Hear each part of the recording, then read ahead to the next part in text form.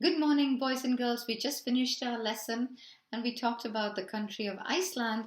And I wanted to share this book with you. It's difficult for me to read a story during class, but I wanted to share you this book from Iceland, and it's called The Knights of the Pufflins by Bruce Macmillan.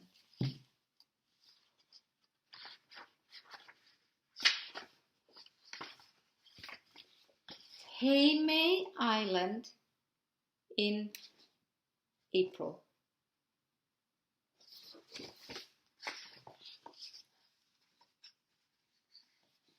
Hakla searches the sky every day. As she watches from high on a cliff overlooking the sea, she spots her first puffin of the season. She whispers to herself, Lunda, which means puffin in Icelandic.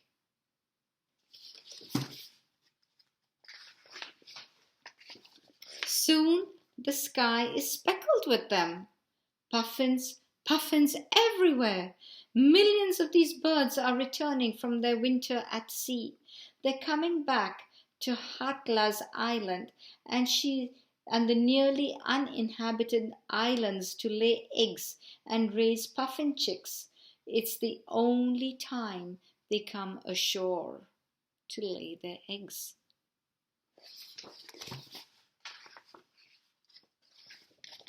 While Hakla and her friends are at school in the village beneath the cliffs, the puffins continue to land on the cliffs. These clowns of the sea return to the same burrows year after year. Once back, they busy themselves getting their underground nests ready.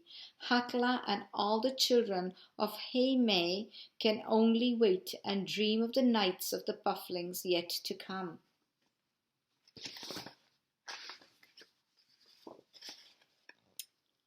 On the weekends, Hakla and her friends climb over the cliffs to watch the birds. They see puffin pairs tap, tap, tap their beaks together. Each pair they see will soon tend an egg.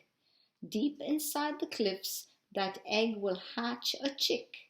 That chick will grow into a young puffling, and that puffling will take its first flight.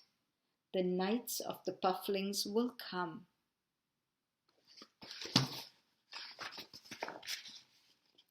In the summer, while Hakla splashes in the cold ocean water, the puffins also splash.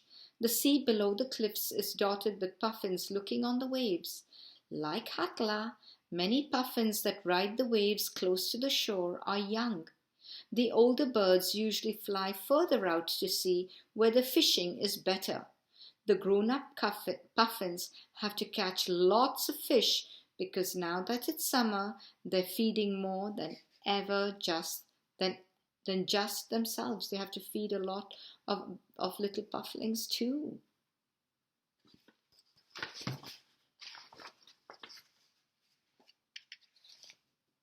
Hakla's got a friend called Arnaringi. She spies a puffin overhead. Fisk, he whispers as he gazes at the returning puffin's bill full of fish. The puffin eggs have hatched, and the parents are bringing home fish to feed their chicks. The nights of the pufflings are still long weeks away, but Anarengi thinks about getting some cardboard boxes ready. I wonder why.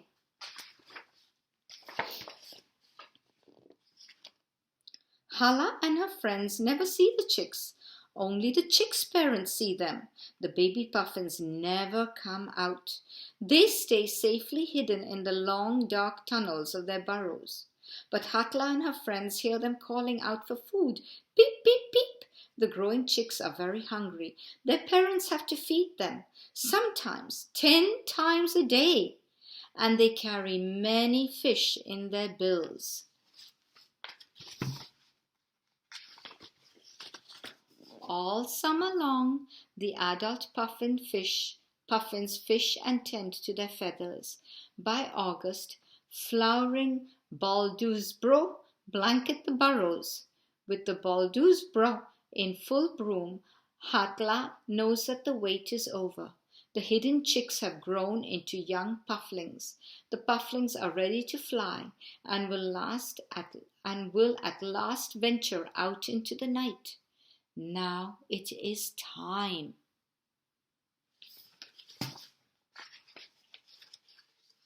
It's time for Hatla and her friends to get out their boxes and flashlights for the nights of the pufflings. Starting tonight and for the next 2 weeks, the pufflings will be leaving for their winter at sea.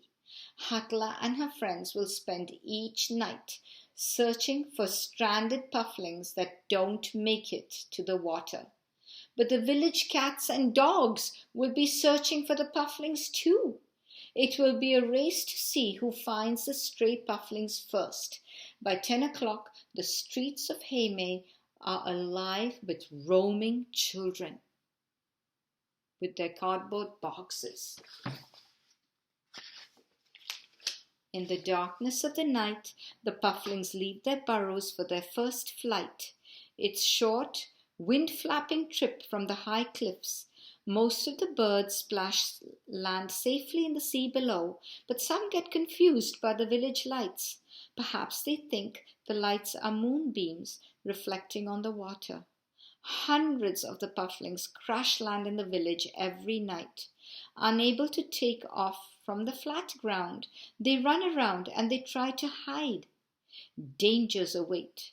Even if the cats and dogs don't get them, the pufflings might get run over by cars and trucks.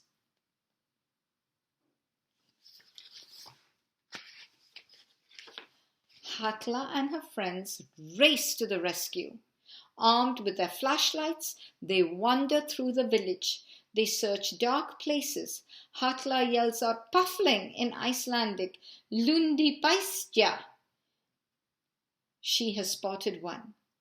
When the pufflings run down the street, she races after it, grabs it, and nestles it in her arms. Amarlingi catches one too. No sooner are the pufflings safe in the cardboard boxes than more of them land nearby. Lundi piasya, Lundi piasya. For 2 weeks, all the children of Haymay sleep late in the day so that they can stay out at night. They rescue thousands of pufflings. There are pufflings everywhere, and helping hands too, even though the pufflings instinctively nip at helping fingers. Every night, Hatla and her friends take the rescued pufflings home. The next day, they send their guests on their way.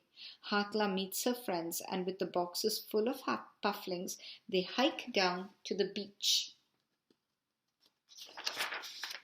It's time to let the pufflings free. Hatla releases one first. She holds it up so that it will get used to flapping its wings. Then, with the puffling held snugly in her hands, she counts ein, twer, prier, as she swings the pufflings 3 times between her legs. The last swing is the highest, launching the bird up in the air and out over the water beyond the surf. It's only the second time this puffling has flown, so it flutters just a short distance before safely splash landing.